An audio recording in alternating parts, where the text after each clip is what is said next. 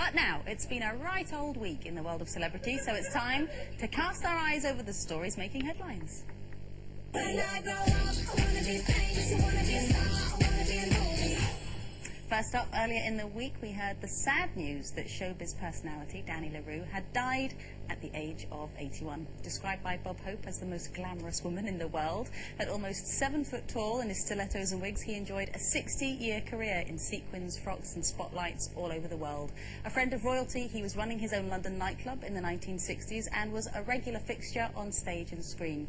So, were you an admirer of Danny's flamboyant drag act, Sherrie? You know, I just thought he was wonderful. He was a true star. And he was glamour personified. I did it when I was at drama school at night. I used to be an usherette at the Palace Theatre in London, and it was called Danny at the Palace. And every night I watched his show, and every night he'd walk down and you'd go, because he was so magnificent, so beautiful. He was a real perfectionist. I mean, you know, no one got anything wrong. You know, you could tell that on stage. It was. But I can't tell you what it was like to watch him. He was fantastic. I don't think there'll be many like him from now on, really. He was the last link we have, really, to music hall. You know, those days of great music hall. But he was fantastic to watch. Do you know when somebody has such presence on stage that that's the person you have to look at? He had that. Can't take your eyes off them. Oh, he just walked in and it took your breath away. And he was sort of ahead of his time, wasn't he? I mean, since him, there's been quite a few sort of flamboyant male acts in dressing up. But I don't know if it's a sign of the times where we've become a much more broad-minded society, so nothing shocks us as much anymore. But you don't tend to see those kind of acts on telly anymore, do you? Although they are still around. They're still around. We've got Priscilla, Queen of the Desert, out in the West End right now. We've got La Cage aux Folles, and I do see quite a few drag acts myself, you know, and it's a real honour. That's the Mirror. Darling, if I look like Darling Danny, I'm happy. I tell you what, some of them, they really do. They are so gorgeous. And he was gorgeous, actually, wasn't he, Danny LaRue? I mean, if you see his legs, you won't see a woman with better legs so long and beautiful. I mean, fantastic. And he used to come on and he'd walk down and look beautiful and go, "What's your mates?" Fantastic. He was all over the place, didn't he? He used to go to, because he was, like you say, a massive star. Yeah. And he used to go, "No Moe, no Showy." You agree that? I have, I say it now. You do. No Shandon, no Bandon.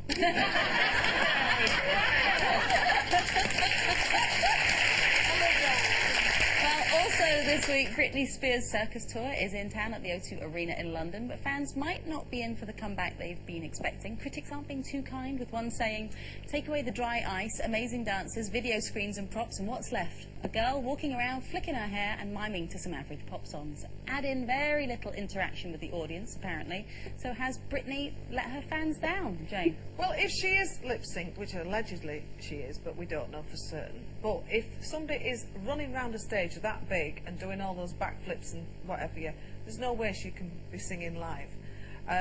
But the thing is now, the younger end come in and they want to hear it as the album. So as long as the star is there and they're you know, the whole show is there, the younger end, I seem to find it is the younger end now, don't care as long as they can see their star.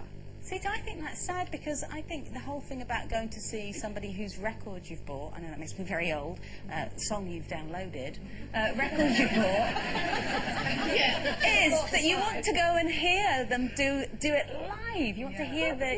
do you know what I mean? So I think that's sad that the younger generation don't even expect it to be live. Well, I don't know, because some don't sound very good when they're live, because they're so enhanced in the studio.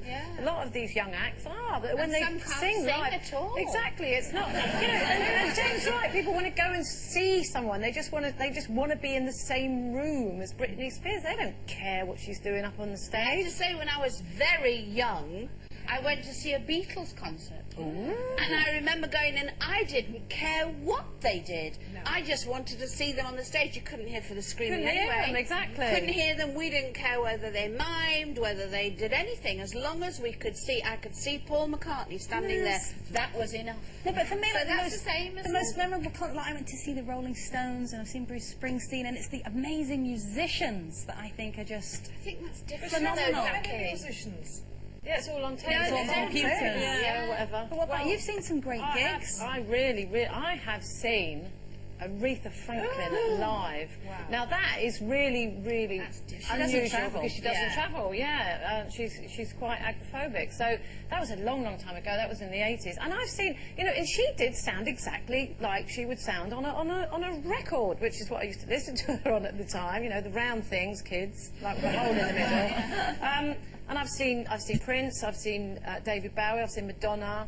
I've kind of seen. I think I've seen everybody I want to see, maybe apart from Michael Jackson. And Michael Jackson, I think, is in that kind of group of people that I don't know if I'd mind too much if he just got up on the stage and mimed, as long as he was doing his thing. You know what I mean? I don't know why. See him. I have to say, I have seen Jane McDonald. I think most of the audience knows. And she was live even when she did backflips. That is true. It's all live. I can't. That's because I'm a rubbish lip syncer. Well, talking of women in the spotlight, business magazine Forbes has compiled a list of the world's most powerful celebrities, and this year it's dominated by women. Angelina Jolie comes in at #1, with Oprah Winfrey at 2 and Madonna landing in at #3. The ranking is based on a combination of earnings and media exposure.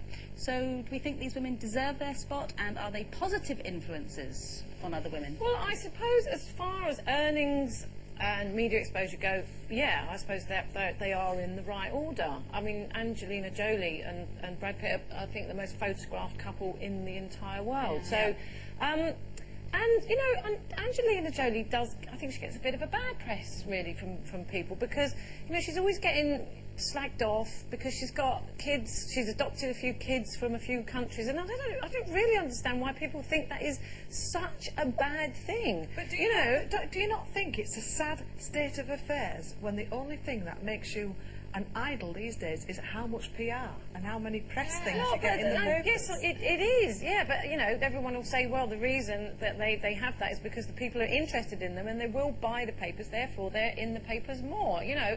But she's a good actress. Why does that make her powerful, though? Why does that word powerful? Because she's in the media and because she's got a lot of money. I don't see why that has to come into it. I think the word powerful is, I think it's wrong. I mean, influential, I might say, yeah. would be Influential more. to who? To what? To kids? To what? Well, I don't know, just to, maybe for products, or for causes. for That's what behaviour, I for like causes, about Angelina exactly. Jolie and people like She's her. I think she's a and good Oprah person. Winfrey is I can understand they get all that. this attention. Do you know what I mean? And what they choose to do with it is, okay, if a camera's going to follow me, I'm going to go to an area that's war-torn or where there's famine and sort of throw a light on that. And they make use of their celebrity rather than just to fill their own wallets, basically. Yeah. No, I understand that. Oprah, certainly I can understand that. But I don't understand why we have to make a list and why they have, you know, you have to say, oh, she's at #1 because she earns all this money and because all we do is we see her in magazines all the time. I think it gives a bad message to young people out there to think, oh, that's what I've got to do for people to know, to recognise me and care about me and make me I think it's a shame they bring earnings into it, because somebody like Michelle Obama's never going to get up there with earnings, but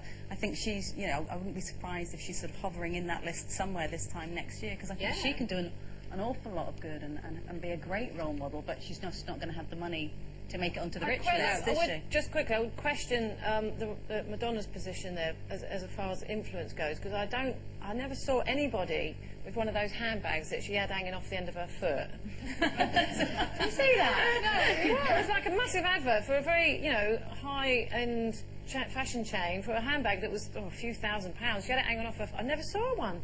I never saw one anywhere. Doesn't influence anybody. I think she should go down the list below Coldplay, the first British entry at #15. How rubbish is that?